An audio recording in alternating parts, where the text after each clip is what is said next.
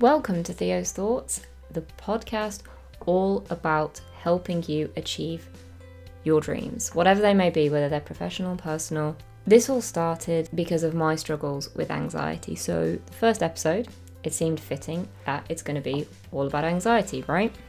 I've been struggling with anxiety for over a decade now, and it's definitely been a long journey. There's been a lot of dips along the way, there's been a lot of challenges, a lot of learning curves, but in the process, I've developed my own little toolkit, and that's enabled me to help other people. So if you're somebody that struggles with anxiety, then this is something you should listen to. I suppose I should start at the beginning, which was the first sort of time that I struggled with anxiety. As a kid, I was always considered a little bit weird, shy, reserved, kept myself to myself, introverted, unless you knew me, in which case, as most shy people are, they're not so shy around their friends. So I went sort of under the radar throughout school, and I had a lot of personal issues which were difficult to deal with. And one day I went into an exam for my A-levels, and I suddenly started feeling really weird. Back when I was in school, anxiety wasn't something that was really talked about a lot. The only real knowledge about anxiety was that it's like nerves, right? Your nerves. Now, I obviously did my GCSEs and I've had exams before, never had a problem. I walk into this one and suddenly it is a problem. I sit down. There's only a small group of us because it was a small sixth form.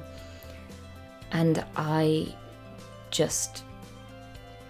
can't even explain the feeling, truly, which is why anxiety never even popped into my head. I suddenly felt not okay, and I had this incredible desire to run away. They shut the door, they read out all the usual invigilator stuff that they have to go through and all the rules.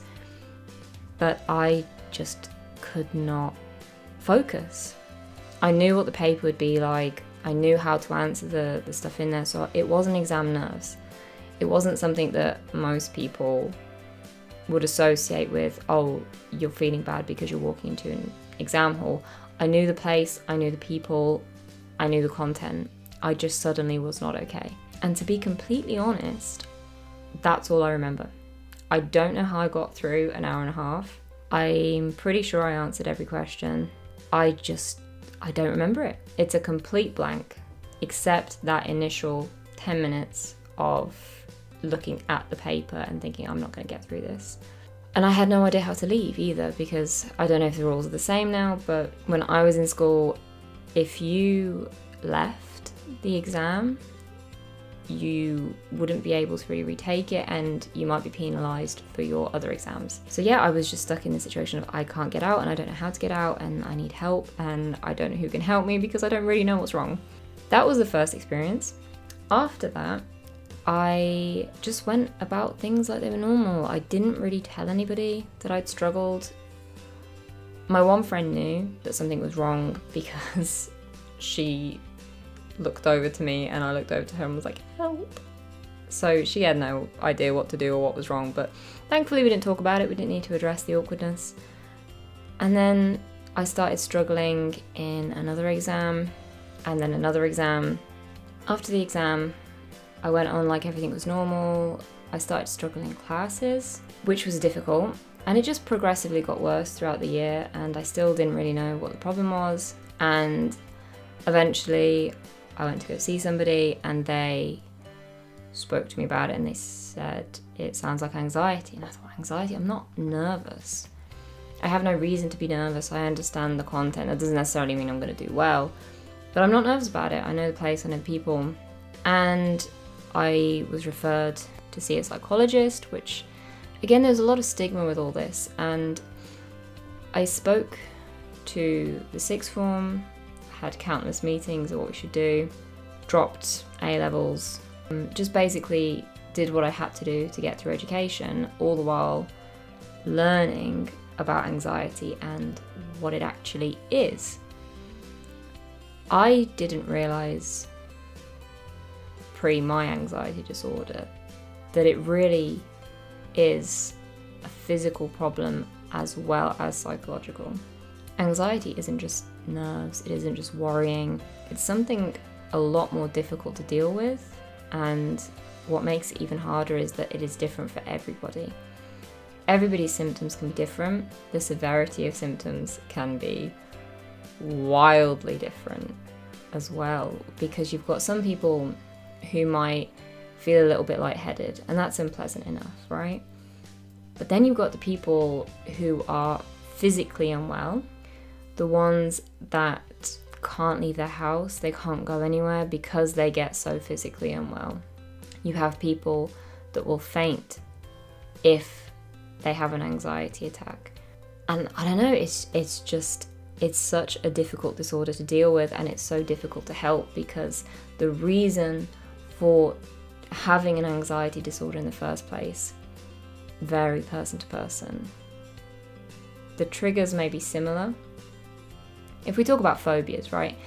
Different people have fears of spiders, different people have fears of heights, different people have fears of being trapped, being confined to small spaces, all those, and they're quite common fears. But if you're to ask somebody why, it's unlikely two people will have the same answer, unless the answer is, I don't know, I just am.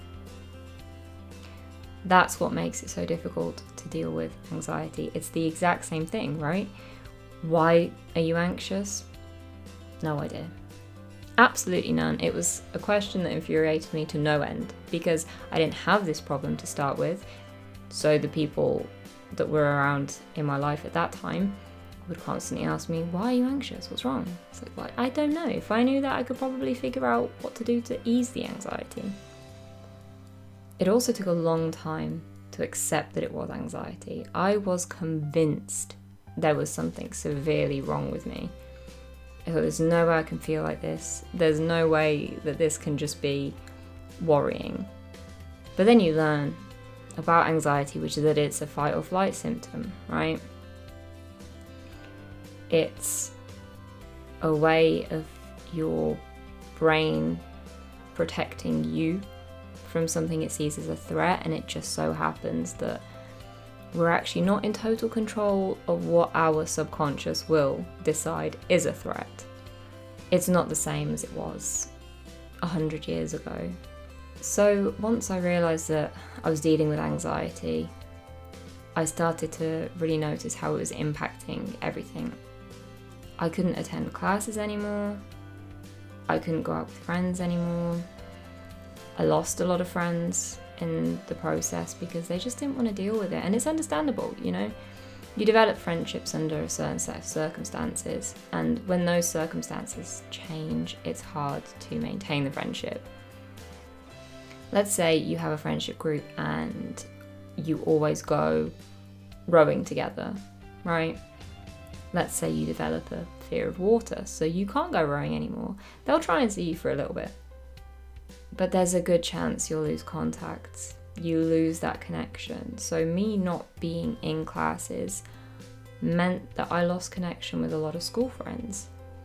What made it even harder was that escalation of anxiety meant that I couldn't go to people's houses, I couldn't go to cafes, I couldn't go to cinemas. I couldn't really go anywhere apart from somewhere outdoors, and that's just not that convenient, unfortunately. It affected a lot of different areas of my life, but it also brought a lot of good. Here's the thing. We are all conditioned in society to live life by a certain set of rules and certain standards, and we're always comparing ourselves to this standard. We have a curriculum to follow in school. We have an assumed career path or academic path, and anxiety changed all of that for me. Everything that I had planned in my life suddenly changed, and it was just, can I get through this day? What do I do? Can I finish school? My original plan was to leave school, get a job, because that just seemed like the easy option, to be honest. It gives you independence, it gives you freedom. But suddenly I wasn't free anyway, even if I had finished school, and that led to needing to come up with a different plan. So university was next on the list. I went and saw a place. They said I could get in based on my grades, which surprised me a lot. I also found a course that I never thought I would have found. I got my degree in computing. I never would have done that if I didn't have anxiety. I would have left school, gotten a job, which would have probably been just an average job. I wasn't a particularly ambitious person, but then it changed because I saw that things could be done differently. Yes, I had to ask for help. That was another big learning curve of finding solutions. It was an awkward moment as well for viewing anxiety as a disability. And it's not anxiety itself that's the disability, because we all have to deal with anxiety. It's just ingrained in us. But we don't all have to deal with an anxiety disorder. Once it's a disorder, that's when it can become a disability, because you stop being able to live your life normally. Asking for help is definitely something that changes everything, because it opens so many more doors. You also learn how to just be honest and vulnerable with strangers, which is definitely a weird experience. But it also becomes liberating, because you're not stuck trying to present yourself as something that you're not. We all do that as we're growing up, definitely, because we have to. We don't really know who we are, we don't know where we're going in life, we haven't got it figured out, and most of us don't ever really figure it out. We just go with whatever and make it up along the way. But anxiety showed me how to be my authentic self. One of the most uncomfortable things for me with anxiety is having to leave places suddenly. It draws attention. One of the most frustrating aspects when it comes to anxiety is people say, oh, nobody's watching you, nobody's paying attention. That's true. That is true, unless you're doing something to draw attention to yourself, like leaving a classroom every 5 minutes. So yeah, people were paying attention to me. People noticed me. It was uncomfortable, but then you also don't really have a choice. The only other choice is to give up, stay home, don't keep trying things. So this is where anxiety has actually helped me become a much stronger person. And if you shift your mindset into a more positive one, you'll realize how much you can learn from the difficulties in your life. There are 5 main things that anxiety has taught me. The first one is having a completely different perspective. I learned how to deal with things in a way that other people weren't having to deal with it. I had to change the way I was doing things. I had to find new paths in life. And I also realized how many people were willing to support that. That's not in every circumstance, but people were willing to support it. The second thing anxiety taught me is gratitude. When you don't struggle that much in your day-to-day life, a lot of things can seem negative. A lot of things can be frustrating, and it's understandable, right? It's when we don't have a reason to think differently, why would we? But say, for example, somebody who is just, they wake up and they're fed up because they have to go to class, or they're fed up because they have to go to work. Anxiety gave me the opportunity to really be grateful if I can go to work, if I can get a job, if I can go to class. Because those things at one point in my life were practically impossible. And having that grateful mentality also helps you be more positive in your day-to-day life, because you say, actually, this was something that I couldn't do 5 years ago. This was something that was not possible, and now I can do it. So I'm gonna make sure I enjoy it and be happy with it.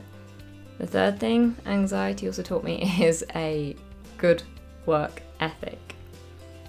It made me work hard to get to where I am, to achieve the things I've achieved.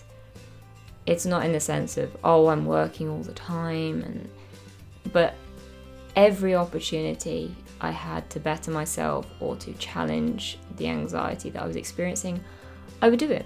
I would go for it. I would try, and it was a daily battle, a daily struggle. And there were days that I just didn't win those battles. And that's okay, because the point is, you are trying. You are working hard at getting to where you want to get to. And that helps a lot later in life, when it becomes a lot easier to settle and not achieve our goals because they're too difficult, and we don't want to go through the hassle of changing things and, well, changing the status quo, I suppose. We don't really want to do that. We want to keep things nice and simple, even if we have dreams, and just view them as unachievable. They are achievable. You just might have to work really hard to get them, and that's okay as long as you're willing to put in the work, and you'll be happy with the result. The fourth thing that anxiety taught me is adaptability. Going back to having a different perspective, it's sort of a similar idea, which is you have to adapt. When you are anxious, or you're going through an anxiety attack, or something's triggering you and you don't expect it, you just have to figure out a different way in that situation. Going back to when I was in sixth form, the way that I had to adapt there, and thankfully had the sixth form support, was to do a lot of distance learning. I also had to drop 2 of the A levels that I wanted to do because they were very heavily exam based, but the other 2 weren't. So I could just do the coursework, which meant I had to go in to see tutors, I had to have that regular support, but we adapted so that I could come away with some qualifications, which again seemed impossible. Same with university. Going there, I had to change how I was doing things. I had to adapt to this new situation, these new people. I mentioned walking in and out of class a lot, which was something that I just had to do. That was how I was trying to overcome my anxiety and in the long run be able to stay there. It's crazy to me that the first year that I was there, I really couldn't stay in a lesson. There were a few that I could stay for the full lecture, but most I would have to leave after an hour of walking in and out. It's just tiring. Anxiety attacks are definitely tiring on your body and your mind. It's difficult to keep pushing through it, especially when it feels like you're not actually achieving anything. However, in my third year, there were so many times where I could actually stay in the lecture for 3 hours. And I took it for granted sometimes because I was just busy with the work, but it was an amazing feeling to be able to stay more and more. That it wasn't so much about the anxiety, finally, it was actually about the course and doing what I enjoy doing. Adapting can also mean having a backup plan, knowing how you're going to get out of a situation if you can't cope, having something with you that's comforting, anything like that. The fifth and final thing that anxiety taught me is resilience. You learn to be resilient, there's just no doubt about it. To face a battle like that every day, anybody who suffers with an anxiety disorder, I applaud you. I know that there are so many people out there that have it so much more difficult than I do and that I did. And the resilience that you face in just feeling at times like you're failing because you're not able to do things that everybody else is able to do. You're having to keep repeating the same thing over and over and over again. You're having to get up on the days that you really feel like you can't deal with it, and you keep going and you keep getting there.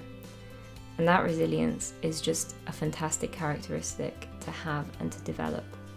I suppose on that note, it would be a good idea to also offer some of the tips that I learned for actually managing the anxiety. So this isn't just an episode about how challenging it is, the theoretical positives. If you're struggling with anxiety, I recommend trying some of these things. Hopefully it will work for you. The first, as I mentioned earlier, is asking for help, seeking support, whether you go to your doctor, whether you start counselling, CBT therapy, cognitive behavioural therapy, that's always a good one. There's a lot of support online as well, but the only thing I'd say with online is if you're chatting with people who are going through similar experiences, it can be really useful, but it also can be a little bit off-putting because some people have tips that aren't that useful. I've got an online Quora group, which is great, and people are asking questions and offering support to one another. It's fantastic, but I have to make sure I approve every submission because there have been plenty of recommendations that are not actually that helpful. So if you are seeking support online for free from strangers on the internet, just make sure to take it with a pinch of salt or see how you feel about it. One of the things that worked for me the most was exposure therapy. I made a plan of the different triggering situations and I would repeat the situation until I felt less anxious. It's a long journey, but it is definitely the most helpful that I found. Adapting your lifestyle is another tip, which feels a little bit like a cop-out because it isn't necessarily managing the anxiety in a certain situation, but it means if you want to go to university, for example, don't go on a course that's super exam heavy. If you're looking for a job and struggle with being in an office, try to look for a job that isn't involved in an office, right? So yes, it's a slight bit of avoidance, which isn't recommended, but if it makes it easier for you to live your life the way you want to live it, then go for it. You won't feel really anxious in the places that you really, really want to be. The joy will overtake that. You might feel anxious going there, you might struggle around that topic, but generally speaking, you won't feel that anxious in a situation that you actually want to be in. Having a hobby, super helpful. You want to have a balanced lifestyle, especially when it comes to challenging yourself with anxiety regularly. You want to be able to do something fun. You want to be able to do something you enjoy. You want to just be able to relax. That's super important. To face those battles, you need to make sure you have your unwinding time. Moving your body, that's also really helpful because that burns off the adrenaline. In certain triggering situations, I'd always have a bottle of water with me because I would either have it to fidget with. Sipping water helps regulate breathing. On that topic, I also would always have a pack of Polar Mints with me. They helped. Hard to tell why. Sometimes it can be the sensation of something minty that it's just a little bit distracting. Again, it can be having this sort of feeling of food almost. Like you're tricking your brain into thinking we're not in fight or flight mode, pretty much. The last one I've got is progressive muscle relaxation therapy. That was pretty good for trying to unwind on an evening. So yeah, there are so many more tips, but I've done so many videos on them. Don't want to repeat myself too much. This is just more what it's like living with anxiety. That is what this episode is about, and I hope that you found it useful. I hope that you found it interesting. I'd love to know if you relate to any of it. I'm sure we all do. At the end of the day, as I said, we've all experienced anxiety on some level. So yeah, I hope you've enjoyed it, and thank you for listening and sticking around till the end. The next episode probably won't be anxiety based, but it'll be something about how to improve things in your life. Make sure to tune in and have a good one.